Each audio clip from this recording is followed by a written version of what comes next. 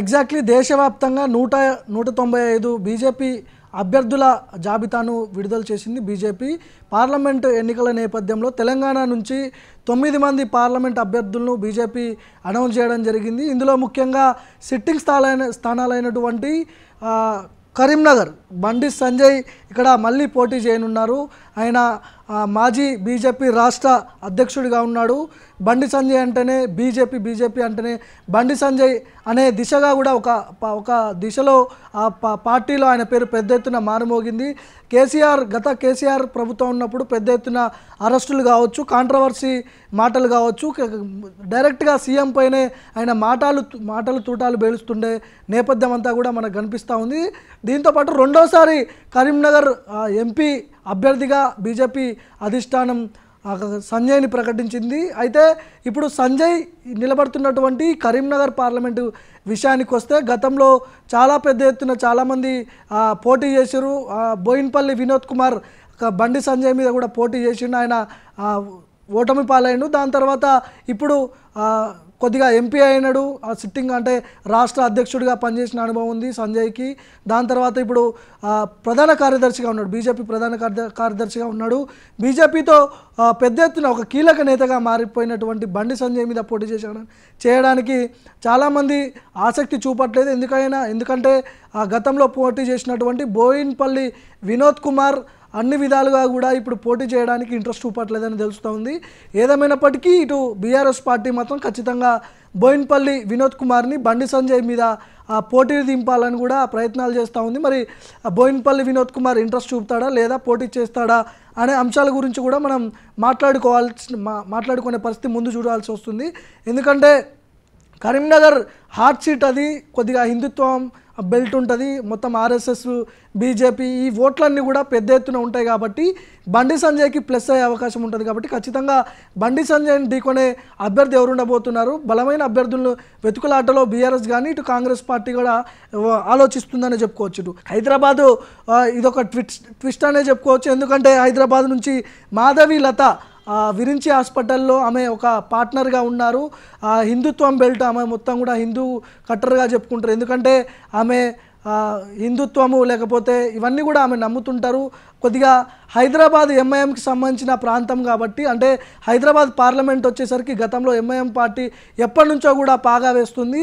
ఎంఐఎంని దెబ్బ కొట్టాలంటే ఖచ్చితంగా హిందుత్వం బెల్ట్ ఉన్నటువంటి, హిందుత్వము ఆ లైన్లో వెళ్తున్నటువంటి మాధవీలత, ఆమె డాక్టర్గా ఉన్నారు, one of the partner of ఇక్కడ విరించి హాస్పిటల్లో ఆమె వన్ ఆఫ్ ది పార్ట్నర్. అదేవిధంగా ఖచ్చితంగా హైదరాబాద్ ప్రాంతాన్ని కైవసం చేసుకోవాలని ఎప్పటి నుంచో కూడా బీజేపీ ప్రయత్నాలు చేస్తూ ఉంది. ఈ నేపథ్యంలోనే మాధవీలతని ఆమె అంటే పూర్తిగా గతంలో గణేష్ ఉత్సవ కమిటీ భగవంతరావుని ఇందులో దింపేవారు గతంలో, కానీ ఇప్పుడు మొన్నటి వరకు కూడా భగవంతరావు ఉండబోతున్నాడు హైదరాబాద్ బీజేపీ అభ్యర్థిగాని కూడా ఒక చర్చ జరిగింది.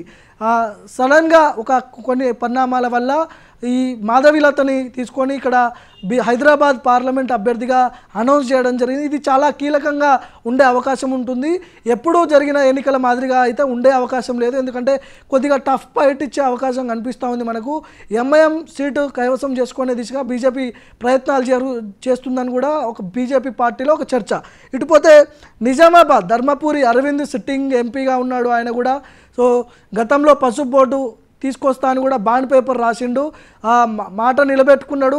బాండ్ పేపర్ రాసినట్టుగానే కొంత లాంగ్ టైం తీసుకున్నప్పటికి కూడా, ఏదేమైనప్పటికీ కూడా పసుపు బోర్డు అయితే తీసుకురాగలిగిండు. దీని తర్వాత మరి పార్లమెంటు ఎన్నికల నేపథ్యంలో బలమైన అభ్యర్థిగా మారిండు. ఆయన సిట్టింగ్ ఎంపీగా ఉన్నాడు, మాటల తూటాలు పేలుస్తుంటాడు. గత ముఖ్యమంత్రి కేసీఆర్పై డైరెక్ట్గా కాంట్రవర్షియల్ మాటలు మాట్లాడడం ఇవన్నీ కూడా జరిగిండు.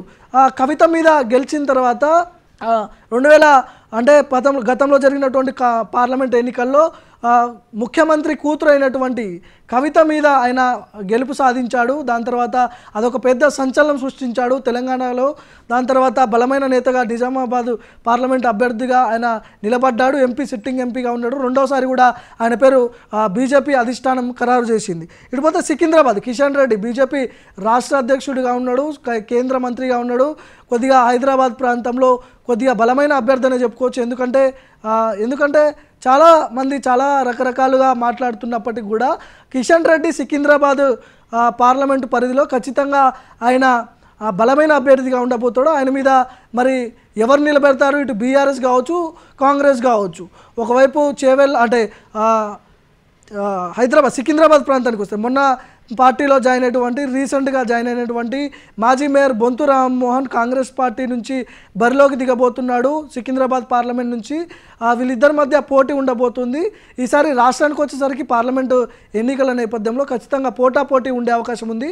బీజేపీ అభ్యర్థులు కావచ్చు, కాంగ్రెస్ అభ్యర్థులు కావచ్చు, టఫ్ ఫైట్ ఉండే అవకాశం కనిపిస్తూ ఉంది. ఇటు బీఆర్ఎస్ నుంచి తలసాని శ్రీనివాస్ యాదవ్ కుమారుడు తలసాని సాయి కిరణ్ యాదవ్ ఆయన పేరు గట్టిగా వినిపిస్తూ ఉంది. ఆయన కూడా మరి కిషన్ రెడ్డి మీద పోటీ చేస్తే ఒకవేళ గెలుస్తాడా లేదా అనే అంశాల గురించి చర్చలు జరుగుతున్నాయి పార్టీలో, బీఆర్ఎస్ పార్టీలో.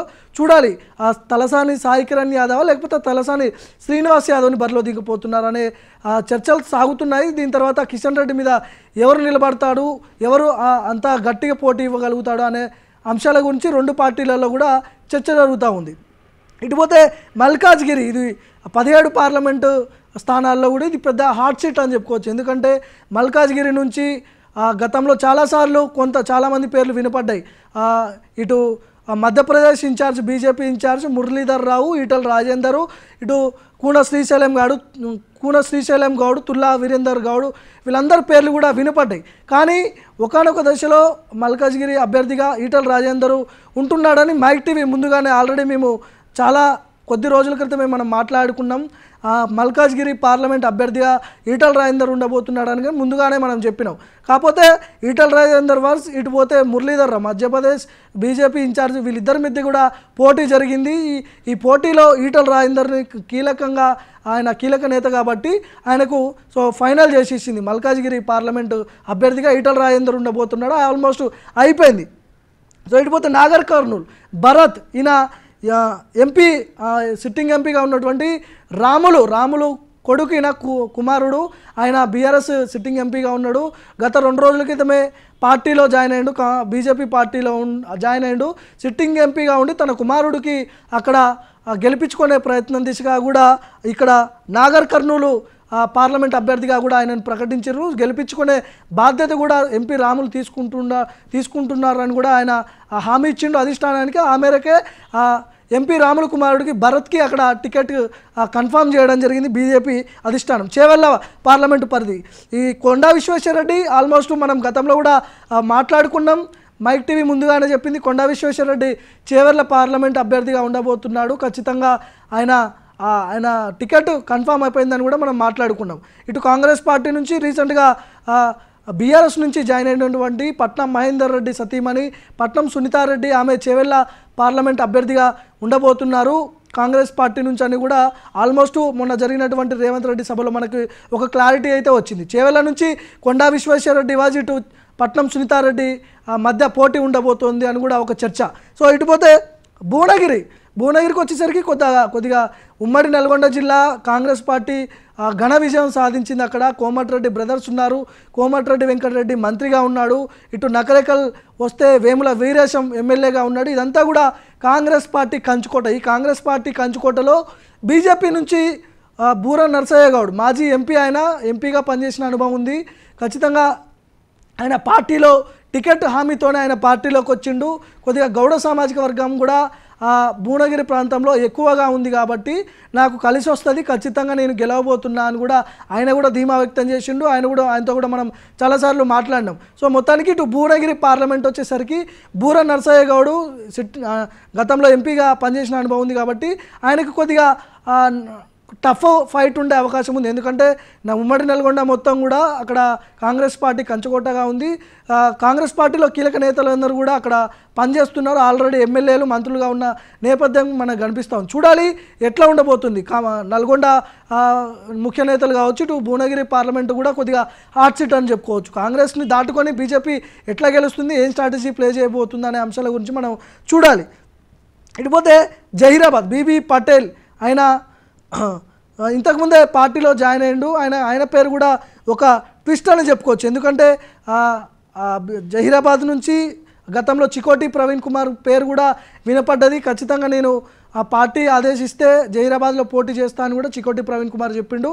ఈ నేపథ్యంలోనే బీబీ పటేల్ ఆయన గతంలో అంటే రీసెంట్గా పార్టీలో జాయిన్ అయ్యింది కాబట్టి పార్టీ ఆయన బ్యాక్గ్రౌండ్ అంతా కూడా పూర్తిగా విశ్లేషణ చేసి సర్వేలు చేసి బీబీ పటేల్కి అక్కడ టికెట్ కన్ఫర్మ్ చేసినట్టుగా కూడా తెలుస్తూ ఉంది. కరీంనగర్ ఒకటి వచ్చేసి కొద్దిగా హాట్గా ఉండే పరిస్థితి మనకు కనపడుతూ ఉంది. ఎందుకంటే బోయిన్పల్లి వినోద్ కుమార్ గతంలో ఓడిపోయిండు, ఆయన సంజయ్ గెలిచిండు. దాని తర్వాత మళ్ళీ ఇప్పుడు పోటీ చేస్తాడా లేదా అనే చర్చ కూడా కొనసాగుతూ ఉంది. ఇటు పోతే నిజామాబాద్ కూడా అరవింద్ హాట్ సీట్ సిట్టింగ్ ఎంపీగా ఉన్నాడు. గత మాజీ ముఖ్యమంత్రి కుమార్తె ఆమె ఎంపీగా పనిచేసిన అనుభవం ఆమెకు కూడా ఉంది. సో ఓడిపోయింది, అరవింద్ మీద ఓడిపోయింది. మరి ఈసారి పోటీ చేస్తుందా లేదా అనే అంశాల గురించి తెలియాల్సి ఉంది. మొత్తానికి 195 అభ్యర్థులను దేశవ్యాప్తంగా కూడా బీజేపీ అధిష్టానం తొలి జాబితా ప్రకటించింది. ఇందులో 9 మంది తెలంగాణ పార్లమెంట్ అభ్యర్థులకు సంబంధించిన జాబితాను కూడా రిలీజ్ చేయడం జరిగింది. కరీంనగర్ బండి సంజయ్, హైదరాబాద్ మాధవిలత, నిజామాబాద్ ధర్మపురి అరవింద్, సికింద్రాబాద్ కిషన్ రెడ్డి, మల్కాజ్గిరి ఈటల రాజేందర్, నాగర్ కర్నూలు భరత్, చేవెళ్ళ కొండా విశ్వేశ్వరరెడ్డి, భువనగిరి బూర నరసయ్య గౌడ్, జహీరాబాద్ బీబీ పటేల్. సో చూడాలి, ముఖ్యంగా ఇవన్నీ కూడా కీలక పార్లమెంటు స్థానాలు కాబట్టి తొలి జాబితాలోనే వీళ్ళ పేర్లు రిలీజ్ చేయడం జరిగింది కాబట్టి చూడాలి కాంగ్రెస్ వాసు బీజేపీ ఉండబోతుందా, మరి బీఆర్ఎస్ పరిస్థితి ఏంటి వచ్చే పార్లమెంటు ఎన్నికల్లో అనే అంశాల గురించి.